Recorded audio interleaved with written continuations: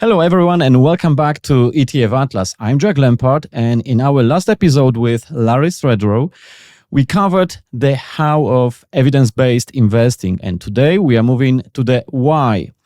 We are joined again by Larry to deconstruct the machinery of market returns. We are going to revisit three of his seminal works. Number one, The Incredible Shrinking Alpha. Number two, Think, Act and Invest Like Warren Buffett. And number three, Your Complete Guide to Factor-Based Investing. But we are going to view them through the lens of the market reality we face right now in late 2025. We'll discuss if artificial intelligence has finally killed stock picking. We'll look at whether the value factor's recent behavior validates or maybe violates academic theory. And we'll break down exactly what we can learn from Warren Buffett as we approach a new era for Berkshire Hathaway. And Larry, we're going to also divide into some of your most recent posts on Substack, specifically on momentum. I saw a few days ago you published an article on momentum, also about the private credit and goodwill trap. So Larry, welcome back to the show. It's great to have you for round number 2. My pleasure. Happy to be here. Thank you.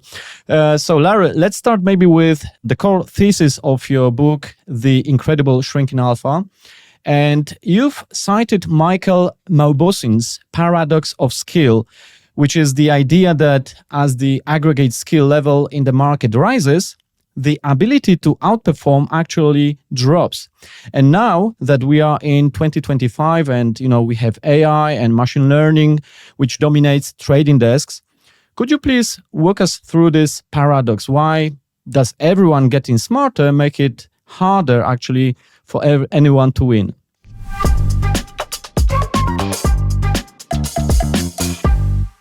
Yeah, the key issue is to understand the type of game you are playing. So in many games, what you could think of one-on-one sporting events or games like chess, for example, or tennis, where you're playing one-on-one, where very small differences in skill lead to even dramatic differences in outcomes. The best example I could think of is most people are familiar with tennis, so we'll use that. Roger Federer may have been the greatest tennis player of all time, certainly one of the greatest. And what's amazing, if you think about it, is in his Grand Slam tournaments, which he had won, I think, something like 22 and held the record until his record was broken, but recently by Djokovic, maybe it was 24, something like that. He had never lost a first round match in a Grand Slam event, even though he was playing against one of the top 128 players in the world. So clearly he's playing great players and he never lost once because the small differences in skill lead to big differences in outcome. As you advance Federer through the round, second round, I don't know if he ever even lost the second round. Maybe he lost once. But by the time he got to the quarterfinals, maybe he won 80% of the events. Okay, still, now you're playing the top 60, with quarterfinals, you're down to the best 8 players in the world. All right. And now he's winning like 80% of the time. And then the semifinals, maybe he won 60 or 65 and he won more than 50% in the finals. Okay. So you could see how small differences in skill can lead to big differences in outcome. When you're playing, people think when they're playing the game of trying to outperform markets. Unfortunately, you're not playing one-on-one. Think of Warren Buffett competing, let's say, against me. He clearly would be able to pick better stocks than I could or the vast majority of investors. Okay. But you're not playing that game. You're competing against what's called the collective wisdom of the market, which is a much, much, much more difficult market to beat. So that's one thing. And Michael Mauboussin, in his famous paper on the paradox of skill, showed as the competition got tougher, luck became more of a role in the outcome. So think about Federer going down. Now he's playing Nadal or Djokovic. They're virtually equal great players. The outcome of the match may be determined by a ball just falling outside or just inside the line. Maybe it caught the tape and just dropped in, and that could have determined the whole match. That's never going to happen in the first round. That because the small difference of skill, Federer typically would win a first round match 6-0, 6-1. So whether 1 point here or there was that close, it wouldn't have mattered. The second point here to make is this. In 1945, right after World War II, 90% of individual stocks in the U.S. were owned by individual investors in their brokerage accounts. So when Warren Buffett was trading, the odds are 90% of the time he was trading against some what we would call naive or dumb money retail investor who doesn't have his background, his education, his knowledge, access to resources, etc., as if Roger Federer was playing against some weekend player in a tennis match. So he's likely to outperform. Today, about 90% of stock trading is done by big institutional investors. So when Warren Buffett is trading, he didn't get dumber, but the competition got tougher because now when he's trading, the odds are about 90%. He's trading against Goldman Sachs, Morgan Stanley, Renaissance Technology, Citadel, the Peter Lynch's of the world, etc. Since beating the market is a zero-sum game, in order for somebody to outperform, say they overweight NVIDIA, someone must then underweight NVIDIA. Okay? So before expenses, it's a zero-sum game. Well, you have to think about who the victims you're exploiting. We go back 80 years, it was easy. There was the pool of victims was large. Now it has shrunk. And number two, the competition has gotten much more skillful. When I graduated and had my MBA, literally was one of the first people in the early 70s to graduate with an MBA in finance because there was no financial theory till the late 60s when the capital asset pricing model was created. So people who were picking stocks came out of school. Maybe, they were an English major. They went to work for Merrill Lynch. They got trained, and that's who you were competing against. Today, everyone who's managing money virtually has an advanced degree in physics or math. They're world-class scientists with access to the greatest databases, artificial intelligence tools even today. So the competition is much tougher. In the 1950s, there was no hedge fund industry. There was like 1 or 2 hedge funds. Today, there are like 10,000 of these hedge funds and thousands of mutual funds run by professionals. So the competition has gotten much tougher. So Mauboussin showed this in a chart. Why don't we pull that chart up and show what happens to dispersion and outcomes? And then I'll relate a story so people can understand that that's related to the sport of baseball. That's a very nice explanation. Thank you for that, Larry. By the way, once you mentioned the men tennis players, I can also mention Iga Świątek. I don't know if you know her. It's among women. So as I'm from Poland, she's a Polish, so we are proud of her.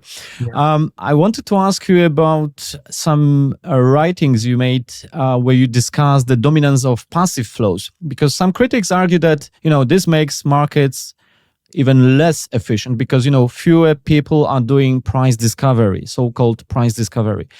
Do you personally buy that argument? Does the rise of passive investing create new opportunities for alpha, or is that just maybe kind of wishful thinking by active managers? Well, it's not kind of wishful thinking. We know it's wishful thinking.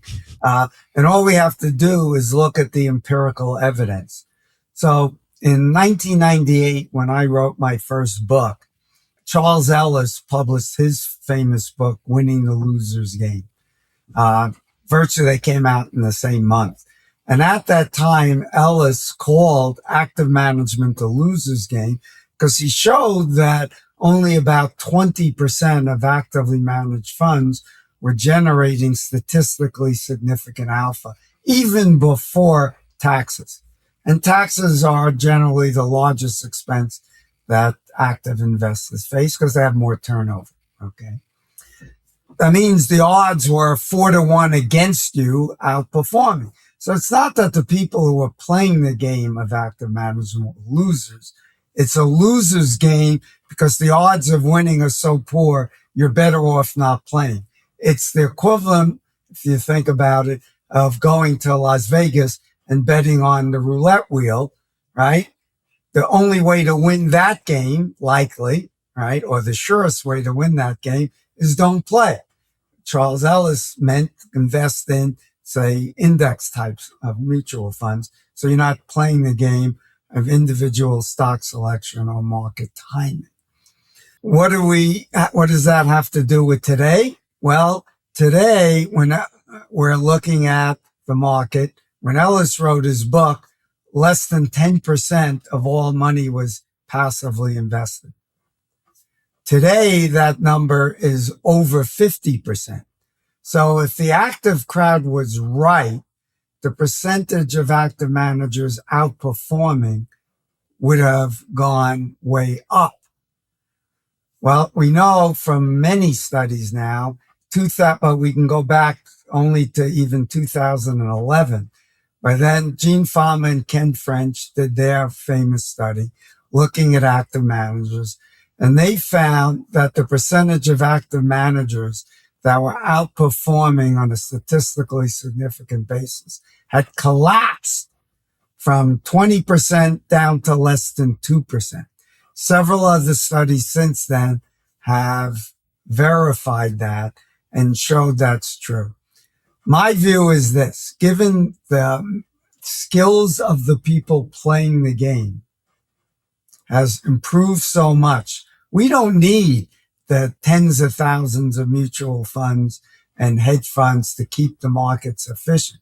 In fact, in the 1950s, when the market was nowhere near as efficient as it was today, we only had 100 mutual funds, and yet it was still very little evidence of any persistence of outperformance beyond the random we expected. Today, we've got tens of thousands and the evidence is much worse. So I would argue that you could drop down 99% of active managers could disappear, and it would actually be tougher to outperform because the remaining players would be the smartest guys on the planet. Because you have to think about who's going to drop out, Yasser. Is it the people who have been outperforming and they're going to quit active investing? Or is it the people who've been underperforming? Which group? Probably these who were weaker players, they are moving towards index investing. Right. They either recognize they got smart enough to recognize that they don't have enough skill, got tired of underperforming, and they leave, or they were skillful, but said, hey, the odds, then it's getting tougher and tougher. They're recognizing, so they drop out. So the remaining players are the smartest guys left on the planet. So that means the competition is getting tougher and tougher and tougher, yet artificial intelligence is giving better and better tools. The databases are getting better. And so what that's going to mean is it's going to get harder to discover something that the rest of the crowd doesn't know. So what we're learning is artificial intelligence is able to identify relationships that were maybe too complex for humans to uncover, or even linear regression models which are much simpler, by adding what are, through machine language and large language models, they can uncover nonlinear relationships. But once they're discovered, then everyone reverse engineers it and then they implement it. And that makes the market even more efficient and the anomalies tend to disappear. So I'm fairly confident in this prediction that artificial intelligence will uncover unique ways to add alpha, if you will. Those abilities will be short-lived, and that will then markets will become more efficient through the actions of the people exploiting the anomalies. And so active management will become an ever more of a loser's game.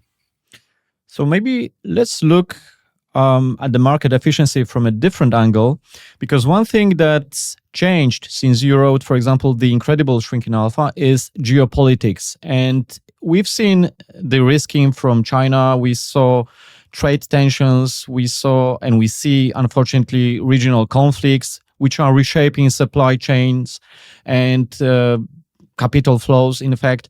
So I wanted to ask you, does this fragmentation of global markets, we could call it decoupling between regions, create maybe kind of, new pockets of inefficiency where factors might behave differently? Or maybe technology and passive flows still make most markets sufficiently efficient, even in more fractured world?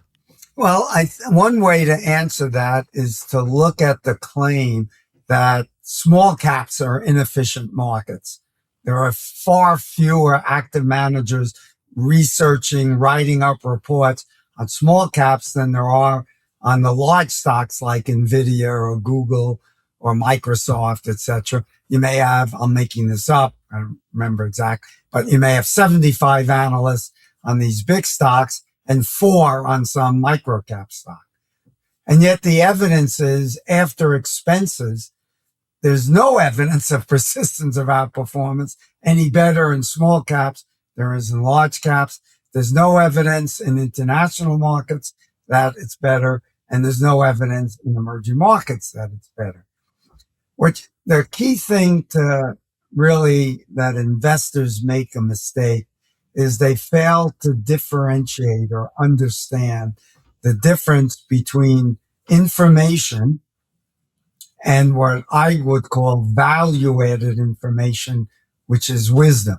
So when you can point out, for example, that we've had more fragmentation of markets and there's some information about China decoupling and stuff.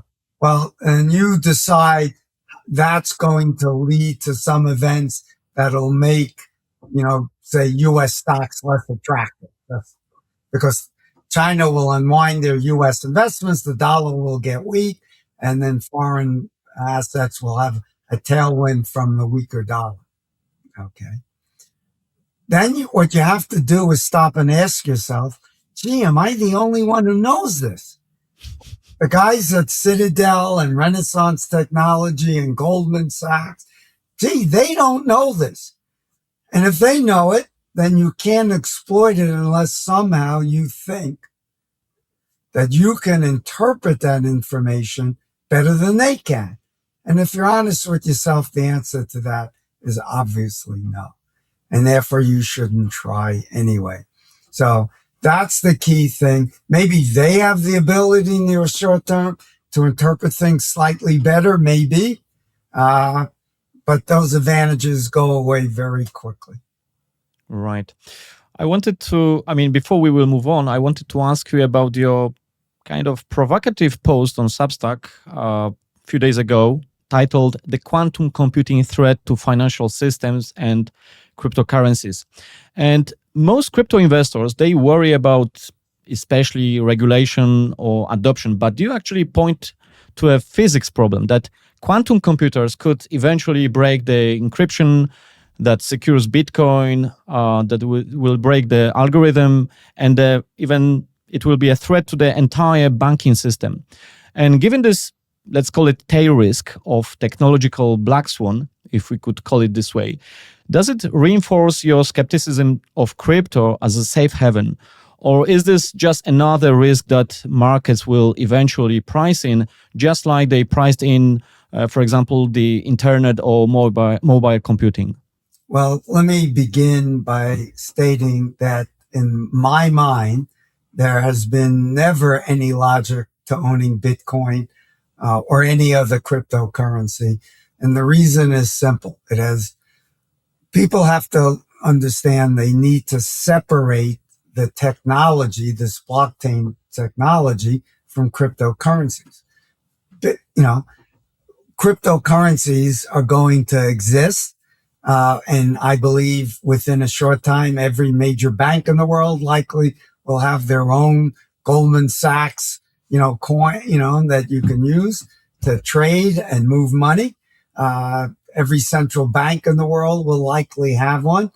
And today, what most people don't know even is that there are like over 10,000 cryptocurrencies. And if you have an unlimited supply of something that can serve the same purpose in moving money, etc., then economic theory tells you the value of the asset is asymptotically close to zero because there's an infinite supply of something. So even if in theory there is a finite supply of Bitcoin, it's irrelevant because Bitcoin is nothing special about it. You could create 1,000 other Bitcoins or by some other name that would do exactly the same thing. To me, the two smartest financial economists we have today are John Cochrane and Gene Fama. And both of them think that this is the greatest financial scam in history. So at least I feel, my belief is not held up. Bitcoin, anyone who bought it, anything below, the average price that people pay today is about 41,000 and it's worth about 90. So the average person has more than doubled their money. Of course, people who paid 126,000 have lost quite a bit of money. But that tells us nothing about the future. There have been lots of bubbles and things like this before. The threat from quantum computing, I'm certainly not an expert in this area, but I've read people who are experts writing about it. And in theory, quantum computers could break the ability to take over, decode and steal all the Bitcoins. But there's and that could be a threat to all of the password technology that we have. So that's an issue that people, are working on. But there's even a second threat that's a little more technical. Someone could use the quantum computing to capture 51% of the Bitcoin technology, if you will, and they could take it over. And in theory, would then short Bitcoins, drive the price down, and they would make money by doing that. Okay. So there's another threat, to Bitcoin there. Again, I'm not an expert, but you could read my paper, which sums up the research on that. So this chart shows a regression line showing the standard deviation and excess returns of large cap mutual funds. If the market's inefficient, meaning there are better performers and you can identify ahead of time, then the standard deviation of the differences between the best and the worst is going to be wide. And you can see in 1967, here it's about, let's call it 16%. Okay. You could see there's a sharp decline by 2013 and had been cut basically in half. So the gap between the best and the worst performers had been narrowing.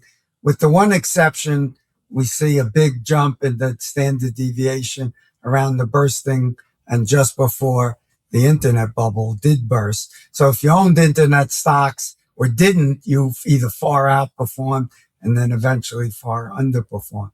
And this really highlights that. And we would expect that if we ran this out from 2013 to 25, that line would be continuing to fall because we know that the percentage of active managers outperforming has declined and the weakest guys are dropping out, right? So that means the competition is getting tougher. The analogy that might help people understand is from baseball. The story in baseball goes like this. From the modern era of baseball started in 2003. Okay. Before that, if you hit a foul ball and it wasn't caught, it was not considered a strike. So it was not penalizing the batter. So batting averages were higher then. Okay. So modern era starts in 2003. In 1903. From 1903 through 1941, that 39-year period, 7 different players hit over 400, a total of 12 times. So roughly once every 3 years on average, we had somebody hitting 400. However, the last player to hit 400 was Ted Williams in 1941. That is 84 years ago. And no one's going to hit it this year, so that'll make it 85. Okay. Clearly, today's baseball players are far superior athletes. They're bigger, faster, stronger, better training techniques, better diets. But no one's hitting 400. Okay. Why is that?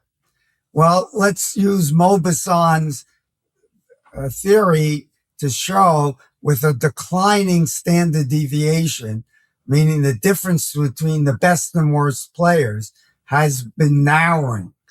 Throughout the decades since 2003, the average Major League Baseball player has batted typically between 250 and 260, meaning they would get a hit about once every 4 at-bats. Whenever the pitchers would dominate a little bit more, then the rules would change. They would change the strike zone or lower the mound or change the size of the ballparks. When the hitters dominated, they would take action in the other way because they feel that's kind of a good balance.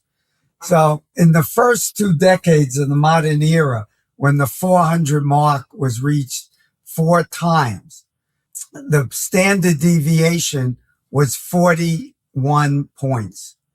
So to get to 150, okay, from 250 or so, you needed a standard deviation. You had to be from 250. You needed about 4 standard deviations. By 2020, that number had dropped all the way down to 26. And so now you needed basically almost 6 standard deviations. So it's becoming much harder, even though the batters are much more skilled. The same analogy works in investing. Today's investors who are competing are much smarter. They have better databases, better education backgrounds. But the competition has gotten much tougher. And that's why Maupassant's chart shows how difficult it is, and the academic research backs that up. I wanted to move now to your another book, Think, Act, and Invest Like Warren Buffett, where you analyze the famous Buffett's Alpha paper. And for decades, actually, the world thought that his returns, Warren Buffett's returns, were pure magic or just stock picking genius. When you strip away the mythology and look at the factor analysis and data, what specific quantitative ingredients actually explain his track record? Yeah, well, I wrote that book that this presentation is based on, called The Incredible Shrinking Alpha. Okay. And what the important thing here to understand is that prior to the 1970s, we had no real financial theory. Was William Sharpe and a group of other who really give him credit for developing the first capital asset pricing model. And the capital asset pricing model said that stocks that were riskier than the market, their beta, was higher than the market, should earn higher returns. That was the theory. Okay. And investors, to keep it simple for our conversations, it's not exactly right, but we could think of risk here as volatility. So if the stock market got 10% and you owned the entire market, you of course would get 10. But if you own stocks that were, say, 20% more volatile, then you should expect to have gotten 12. Well, if you got 13, then you generated alpha of 1%. If you got 11, even though you beat the market of 10, you had negative alpha once you adjusted for your exposure to this factor called market beta. Okay. Well, Buffett had told the world basically in his newsletters or annual letters from Berkshire Hathaway that his ability to beat the market was based on his strategy. He had always bought stocks that were relatively cheap and they were higher quality, lower financial leverage, more stable earnings, etc. And he was outperforming the market by massive amounts. Now, we don't know whether the financial academics were reverse engineering Buffett or not, but they started to improve on this model very quickly, the CAPM, because they found that it was only able to explain about 2/3 of the differences in returns among diversified portfolios. So think about it this way. If Buffett got 13% and the market got 10, this model, using beta as the single factor, could account for 2/3 or 2% of the difference. And Buffett's, that alpha shrunk from 3 to 1. Okay. Then some series of papers came out showing small stocks outperform. Here, then we had papers showing value premium also was there. So cheap stocks, companies with low price to earnings or price to book, also outperform. And Fama and French wrote their famous paper, which resulted in a 3-factor model. And now the explanatory power jumped to roughly 92%. So if you outperform the market by 3%, 92% of that 3% was explained by the model. You can't claim alpha just by outperforming by owning cheap stocks or small cheap stocks, unless once you adjust for that, you outperform. But now that left, in using that example, you only had about 8% of 3. That's 24 basis points. And most active managers have expenses ratios far more than that. So shortly thereafter, Mark Carhart in 97, he came out with a momentum factor showing stocks that had outperformed recently have a tendency to continue to do so for a while. And now Buffett's alpha is much more explained, but he was still outperforming by quite a bit. Then along came Robert Novi Marx, who in 2011, I believe, wrote a paper on gross profitability. And he said, holding other things constant, more profitable companies delivered higher returns. And then Cliff Asness and the team at AQR added to that profitability. They called it Buffett's alpha, meaning it's not just profitability, but we can identify companies that have certain other traits. Okay. And that's all a factor is a common trait or characteristic. And these were things of low, financial leverage, low operating leverage, more stability of earnings. And if you combine that with profitability into a quality factor. They found quality stocks outperformed by about 3.5% a year. And that virtually explained, wasn't quite 100%, but it was very close. Buffett's alpha was no longer statistically significant. And now that we have these more sophisticated models, Buffett has not been able to generate alpha in the last 18 years since 2008. He has not outperformed at all. Now, what's really important to understand from this takes nothing away from what Buffett accomplished. He figured out that it was the key to outperforming was not individual stock picking at all, because Asnes and his team showed that if you just bought an index of stocks with those same characteristics, you would have basically gotten the same returns as Buffett. So now, today, and this is the way I invest, all of the funds I invest in, from fund families like Dimensional and Avantis and Bridgeway and AQR, they buy these stocks with these same characteristics. And the people behind these funds have been continuing to do research, adding little bits of using more powerful tools we have today to improve upon the model. And that's why it's getting harder and harder, because once upon a time, you could claim to beat the market just by being a value investor. Can't do that today, because I could buy a systematic strategy or an index fund, the value stocks with those same characteristics. And that's generally going to be a lot cheaper and lower turnover and more tax efficient. So, given that decomposition of his returns, how do you personally think about investing directly in Berkshire Hathaway stocks today? I mean, let's take, for example, long-term investor. Does owning maybe Berkshire Hathaway stocks function as a kind of, let's call it quasi ETF on quality, value factors, and so on? Or is that and maybe kind of oversimplification of what Berkshire Hathaway really is?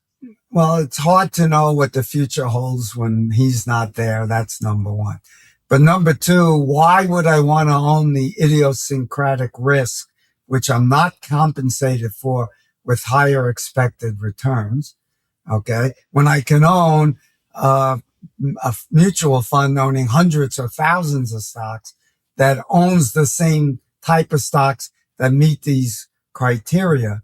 And I don't have to bet on an active manager, and I can own a more globally diversified portfolio. The other thing I would add is one of the problems of trying to outperform is when you get very big, your asset numbers become so large, it's hard to outperform because you have to either diversify across so many stocks that you can't outperform, or you have to own a very narrow group of stocks. And now you have much higher trading costs, because when you go to buy or sell those stocks, you're going to have bigger market impact costs. So to me, it makes no sense whatsoever to own Berkshire Hathaway. Buffett famously pivoted from buying cigar butts, I mean the cheap junk stocks, towards buying quality stocks he bought, not cheap junk, right? But he moved towards buying quality stocks. But looking at Berkshire Hathaway's portfolio changes in recent years, we can see the shift toward tech giants and high profitability firms. So how has the quality factor maybe evolved? Is quality kind of new value in, let's call it, intangible economy? Yeah, certainly there's a lot of good research now, because the economy has shifted from more capital intensive industries like manufacturing with more physical assets to more intellectual capital. And there's been some good research on showing how you can adjust for that, putting those assets, at least some of them, back onto the balance sheet. It's risky doing that, because you don't know what research gets paid off and what, eventually pays off. But people have been working on that. There's one researcher I know I'd recommend reading his work, called Kai Wu, Kaiw, at Sparkline Capital's firm. He writes some of the most interesting research. Others are all looking at this. I've written on my columns, you can find on Substack about this. So you need to at least consider how artificial, not artificial, but intangible capital can add value. And so the most sophisticated investors are using better tools and changing the way how we define a value stock to include those intangible assets, but maybe avoiding including goodwill, which is an intangible asset, and treating that differently, because the research shows goodwill, which is created through acquisitions, it's the loser's or the winner's curse. People tend to overpay in empire building, and companies with large amounts of goodwill tend to underperform.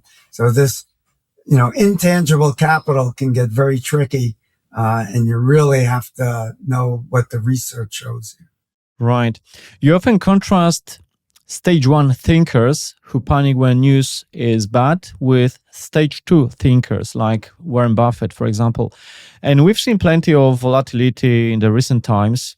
And for a regular investor who doesn't have billions in insurance flow to cushion the blow, what practical evidence-based habits can we build to trigger that stage two thinking when the market drops, let's say, 20 or more %? Well, let's first define for your audience, because they may not be familiar. Stage one thinking is we have a bad recession, the housing crisis in the U.S. spilled around the world, and stocks crashed 50, 60%. We had a banking crisis, and et cetera. And the first reaction of many people is to bail out, panic, and sell. And Buffett famously warned people never to try to time the market, but if you can't resist, basically do the opposite of what your instincts are telling you. Buy when everyone else is panic selling, and get greedy and take chips off the table when everyone, avoid getting greedy. Take your chips off the table when you see, bubbles and stock prices go way up. Don't get caught up with the crap. And what he was saying and telling people about is to avoid that stage one thinking where your stomach takes over and looks at, what's happening and then assumes the worst. Instead, develop stage two thinking, which means that you think about, well, given the bad situation, are we going to expect central banks to sit there and do nothing and watch the financial system collapse? Or are they going to take actions to flood the money with market, lower interest rates, provide liquidity, etc.? Are we going to see governments do nothing, or are they likely to cut taxes, increase fiscal, spending, and get the economy going again? And that should eventually turn things around. And that's the kind of thinking Buffett did, and that's what he encouraged. And the only way, in my opinion, you can do that is, one, you have to know your financial history. So you see that bear markets should be thought of as necessary evils. They actually are the reason we have a big equity risk premium, because people know that on occasion we get crashes of 20, 30, 40, 50, 60%. And so in order to get me to take that risk of that happening, I demand a high equity risk premium, which means equity prices on average are fairly low, PE ratios. They've averaged about 16. Okay, so that has resulted in a big equity risk premium of about 7% compound, or 8% on an annual basis.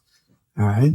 Stage two thinking requires you to know that history and understand that central banks and governments do come to the rescue, but it's not a certainty that they'll be successful. Okay. But you also have to have a plan that anticipates the virtual certainty that we're going to have more of those events, and you don't take more risk than your stomach will allow you to take, because when it does happen, your stomach will scream, "Get me out," and you are more likely to panic and sell. So you have to have enough assets that are not as exposed to the economic cycle risk of stocks that might be safe, government bonds, short term, so you don't run the inflation risk, or it could be other assets that are not as highly correlated to economic cycle risk. Things like today that we didn't have 30, 40 years ago, and like reinsurance and long short strategies, and even very high quality short term private credit is another one. Has some economic cycle risk, but nowhere near as much as the equity market, or say junk bonds, which also have credit risk, but also have duration risk, which showed up, for example, in 2022. Private credit tends to be all floating rate, so you have some credit risk, but you have no duration risk offsetting that. I wanted to return to factors. You've already mentioned some of them. And in your book, Your Complete Guide to Factor-Based Investing, actually you act as a gatekeeper against the zoo, so-called zoo of 600 plus supposed factors. And you require factors to be, number 1, persistent, number 2, pervasive, number 3, robust, number 4, investable, and then number 5, intuitive. And if you could just explain to our listeners what is it all about, and especially this intuitive criteria is quite intriguing. Why it's so critical? Why isn't just strong data enough for you to put your own money behind a strategy? Well, let's start off with that one, since you phrase it that way. So there's one of the most famous studies in finance was done by an economist who took the United Nations database of all the countries in the world and their GNPs, and then he found the one statistic with the highest correlation to be able to predict the stock market. And he found there was butter production in Bangladesh. Now, Jacek, would you want to invest based upon butter production in Bangladesh? Not really. Yeah. So what we have to be careful of, just because there is a correlation doesn't mean there's causation. So you have to have an intuitive reason to believe that the past will persist. And it could be an economic reason. For example, stocks are clearly riskier than treasury bills. So we should expect equity risk premium, which is the return on stocks minus the return on T-bills. And that risk shows up. In some years, you get really hurt by owning equities. And that's why there's a big premium, as we discussed before. So that's quite logical. Okay. The same thing should be true of all these other factors. And that's why most of them fail. They don't meet all of those criteria. But let me point out one thing that's really important. We have this famous, John Cochrane called it a zoo of factors. I've seen it numbers as high as 600. Most of them are variations on these 4, or add profitability, quality. So for example, there are dozens of momentum factors. Some of them are short-term, some intermediate, some long-term. You have short-term reversals and long-term reversals. There's dozens of value factors related to PE, price to book, price to cash flow, enterprise value to EBITDA, and dividend yield, and dozens more. Okay, so many of them are just versions of the same kinds of factors. Once we narrow that down, you're down to a much smaller number. So the problem isn't quite as bad as is made out by the media. So Andy Birkin and I, in our book, The Incredible Shrinking Alpha, we said there has to be 6 criteria before you should invest. And the reason is you want to make sure that with today's databases and artificial intelligence and the power of computers, that the outcome you get isn't just pure data mining. Another great example that the fund family called Dimensional, they once did a study and they just took letters in the alphabet. And if you chose the letter M, you had the highest stock returns. There's no reason to believe that what happened to be maybe Microsoft dominated, from that, right? But that would have outperformed the market. So we want to know that there's data showing there is a premium above riskless treasury bills. It has to be pervasive, meaning it lasted over many different economic cycles. So not just say a 10 or 15 year period where we didn't have a big recession and the economic risk didn't show up, or a period, say, like 2017 through to today when the U.S. has dominated international. We need decades and decades, preferably at least 90, 100 years. We can't get that, then 50 or 60 is better than 10, 20 or 30. We want to make sure it's not only persistent or, over long periods of time and across economic cycles, but pervasive around the globe, across sectors and industries. It should be pervasive where appropriate across even asset classes. So value is buying what's cheap and shorting what's expensive. You buy what's cheap in commodities and short what's expensive, or in currencies or in bonds, you get the value premium. Momentum works in stocks, bonds, commodities, and currencies. Even size works everywhere we look. Okay. We want to make sure it's robust to various definitions. So the first classic definition of value was price to book. But maybe that was just lucky. What if price to earnings didn't work? Well, that should work too. That's buying what's cheap. So you test it and you look at price to earnings, price to cash flow, price to dividends, EBITDA to enterprise value. No matter what you look at, there's a value premium. That gives you confidence in the data. And it's probably even better to choose a multi-factor version of the value factor. So don't use one like PE, but use 3 or 4, because in any one decade, price to cash flow might be the best. In another decade, it's price to earnings. In another, it's EBITDA to enterprise value. And the research shows that these ensemble metrics tend to work better in the long term than any one metric. And that makes sense because they're correlated, but not 100%. And then we want to make sure that we have, when you said investable, by that we mean it's implementable.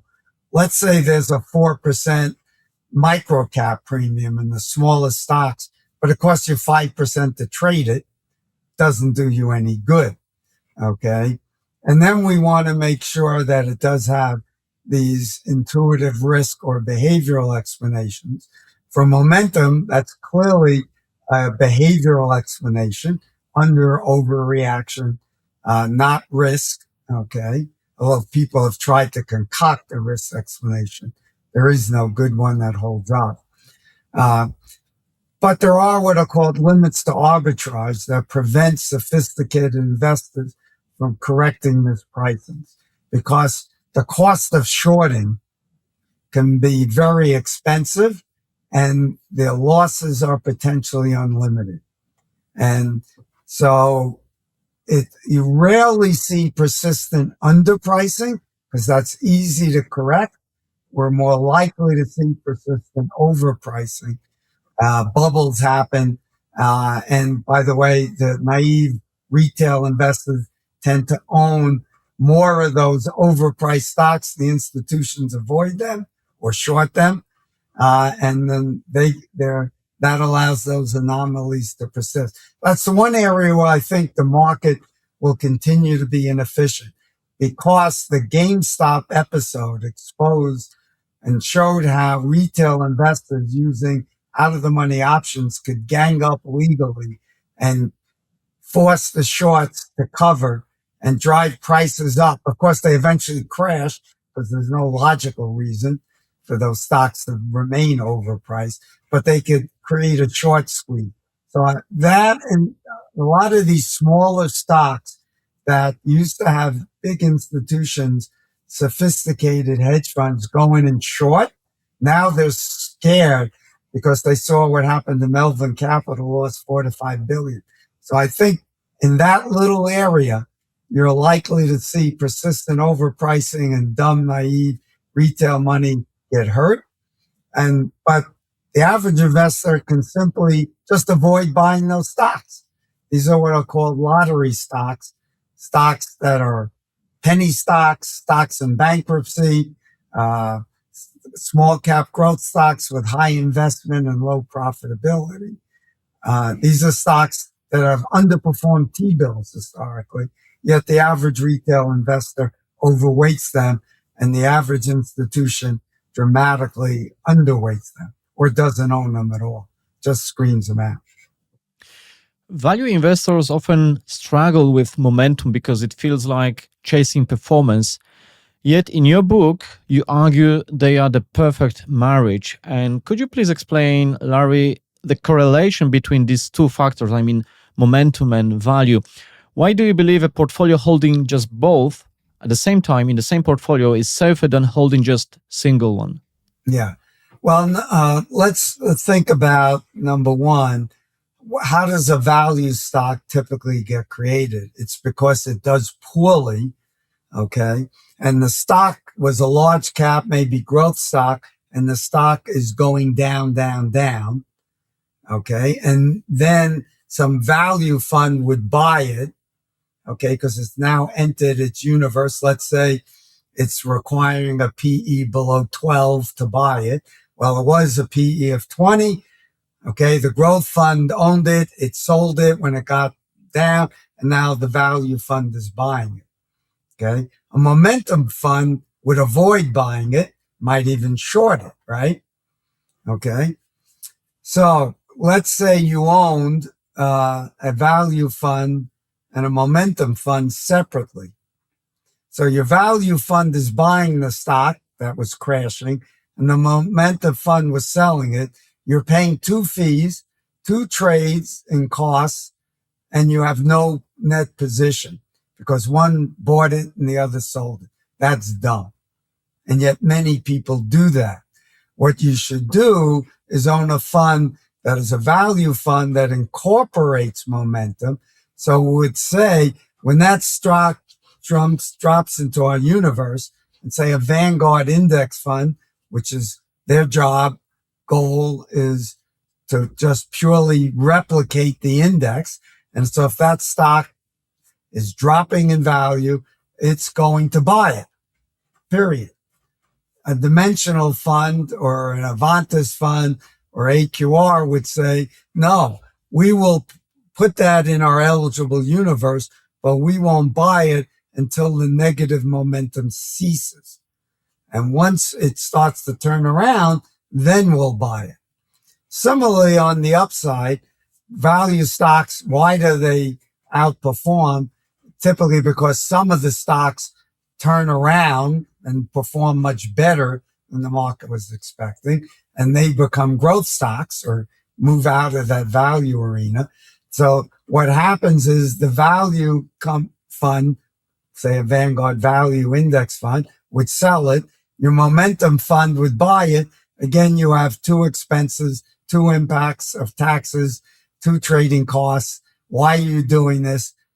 What a dimensional fund or an AQR would say, well, it's now crossed out of my universe. Maybe my small value fund has a top market cap of 2 billion, but it's going up. Let's just put it in a hold until it gets to 3 billion, as long as the momentum is positive. And so you have a screen for that. And now you can get the benefit of both of the factors. Why do you want to own both is because there's evidence of both. Right. So it's kind of diversification. Last week, I saw a very interesting article, a post titled Beyond the 12-1 Rule, Rewriting the Momentum Playbook, where you analyze how momentum strategies are evolving beyond the classic 12-month window. And with AI-driven volatility shortening market cycles, do investors need to really adjust maybe their momentum horizons? Do you see that now it's time to really update momentum algorithm? Well, number one, first of all, what people need to understand about momentum is there are periods when short-term momentum signals work best. Let's say a 3 or a 6 month signal. Okay. Because the market is moving quickly and you get an extended move. Okay. So market is going up and then turns down. Okay. And very quickly you want to catch that if it's 2008. There are other periods where the market is doing this. And if you have short signals, you get killed because you're waiting here, comes down, you short, now it goes back up, you go long, then it turns down and you're whipsawed. So then there are others where a long-term signal works best because the market is doing that, but it's going up. And so you avoid those shorter, even intermediate signals. Okay. But we don't know which is going to work well when. So that is why a firm like AQR, for example, they use a mix of those three signals to figure out, their strategy and implement it. They know that in some periods it's going to perform poorly because the short signal did best. Other periods, the long signal did best, but they believe in the long term, they'll have less volatility and get better results. A paper by a friend of mine, Marat Maliboga, who co-authored a book with me, he wrote a piece showing that the best strategy was to own a number of these best performing momentum funds that had various signals so that you would diversify it. So if you want to own a bunch of them, that would be one way to do it. Or you could choose the AQR way, is to blend the signals. Then the most recent research showed that not every momentum strategy has the same value in its signal. And what they showed, there are certain days, if you will, that matter more, and you should put more weight on what happens to those stocks after those events, like when an earnings announcement came out. And this is the kind of thing that artificial intelligence could uncover, that maybe it was more difficult for individuals to uncover because the databases are so large to try to identify each of these things. And this is what that paper found. So for those interested, you might look at that. I would tell you best thing to do is you want to use a momentum strategy, okay, which tends to really add value in extended bear markets because it gets shorts and stays short, whether your signal was short or long or intermediate, eventually gets short and stays short. And so it really helps, tends to perform poorly most of the time, but you really helps in those bear markets. Then I would urge you to use a fund family like AQR. It's got like 70 PhD economists who are studying all the data, using the latest models, artificial intelligence combined to figure out ever-changing and improving those models. You're never going to be able to do better than they are, I don't think. So that's the way, if you want to incorporate a trend-following system, then that's the one, that would be my preferred choice. Larry, I want to pivot to the friction between theory and reality. And David Swensen, maybe not specifically about factors, but the legendary endowment manager at Yale University, he once famously said that the mutual fund industry is a colossal failure resulting from its systematic exploitation of individual investors, and excessive management fees take the toll, and manager profits dominate fiduciary responsibility. And when you look at how the industry actually implements even factor-based investing today, often through high-fee products or maybe poorly constructed ETFs, how much of this how David Swensen called colossal failure persist, where do you see maybe the biggest leakage for do-it-yourself investors? Is it the fees, maybe the trading costs, or maybe simply their own behavior? Well, you've identified a series of problems. Both of them are big. One of my favorite lines is the investor's biggest enemy is staring at himself when you look in the mirror, because human behavior, recency bias, overconfidence, confusing information with value-added information, as we talked about. I wrote a book called Investment Mistakes Even Smart People Make and How to Avoid Them, which covered 52 mistakes. I wrote it now, must be 15 years ago. If I were to update the book, probably have about 65 or 70 mistakes. I've learned that there are more of them. So having a well thought out plan, putting it in writing that anticipates bear markets, incorporates your willingness to deal with things like tracking variance. If you're going to tilt to factors, you know with certainty there'll be periods, maybe long ones, of underperformance. If you diversify your portfolio outside the S&P, there'll be long periods of underperformance for parts of your portfolio, and you have to be able to ignore those things. So that's number one. Number two is belief in active management. That's highly likely to lead to poor results, especially if it's high fee active management. If you're using Vanguard's active managed funds, then you're in much better shape or less worse off. And the reason is simple. Active management doesn't fail because it's stupid. It fails because its expenses are high. So Vanguard's active funds tend to have relatively low costs, number one, and relatively low turnover. So if you're going to use active funds, I'd use Vanguard fund or other ones that have very similar low expense. But to me, I see no reason to own active funds. I only own systematic funds that avoid that. The other area is there was one of my favorite lines was Groucho Marx says, "I don't want to belong to a club that would have me as a member." And that membership club was private equity, private credit, hedge funds. And the reason wasn't that these weren't good ideas run by smart, and the people running them weren't smart, is that they were charging fees that were so excessive, they were taking all of the value added. So a good example of that, let's say a hedge fund or private equity or private credit was generating 15% and the market would get 10. But if you're charging 2 and 20, 2% of 15 is 2, and 2% and 20% of 15 is another 3. You're at 5. Subtract the 5 from the 15 and you get the same market return, and you've got none of the liquidity. So I wrote a book in early 2000s, Your Only Guide You'll Ever Need to Alternative Investments. And I didn't recommend any hedge funds or private equity or private credit because the vehicles, not that they weren't run by smart people, their fees were excessive.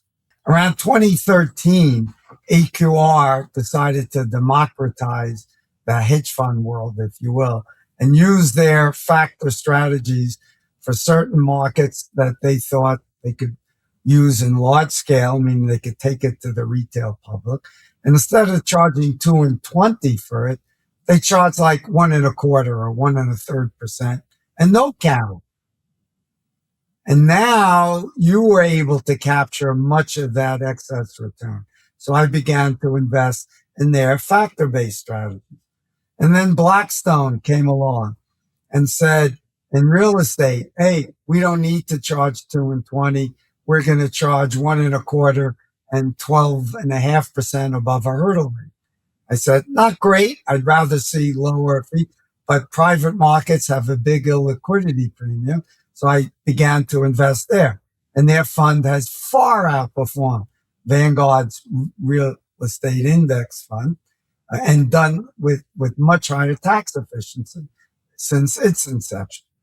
And then Clifford came along and said we could do the same thing to private credit, and their fund charges effectively like 1.25% and no carry. And so now you're able to capture those big excess premiums. So investors can capture that.